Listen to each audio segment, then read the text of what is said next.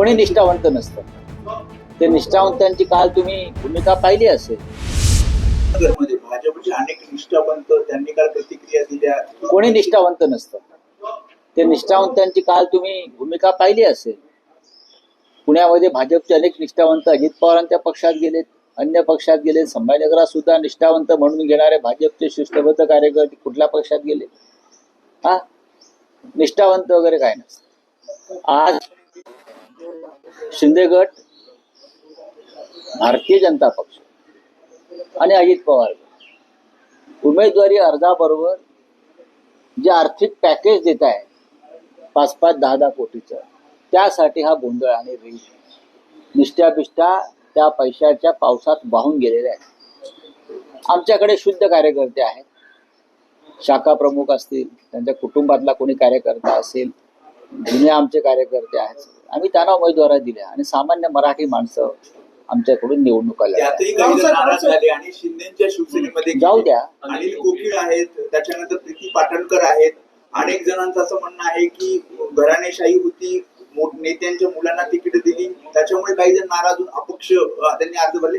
या बंडखोरांना तर रोखणार कसं? बघा, याला मी बंडखोरी हा शब्द मी कालही म्हटलं. हे बंड वगैरे काय नाही. त्याला तुम्ही कसलं बंड म्हणताय? या पक्षात तिकीट दिलं नाही म्हणून दुसऱ्या पक्षात जाऊन तिकीट घ्यायचे बंड झालं का? बंड एकच झालं या देशामध्ये. ते 1857चं बंड, ब्रिटिशांच्या विरुद्ध स्वातंत्र्यासाठी, विचारांसाठी झालेलं बंड आहे. तिकिटासाठी बंड होतात. तुमची निष्ठा तिकिटावर आहे की पक्षावर आहे?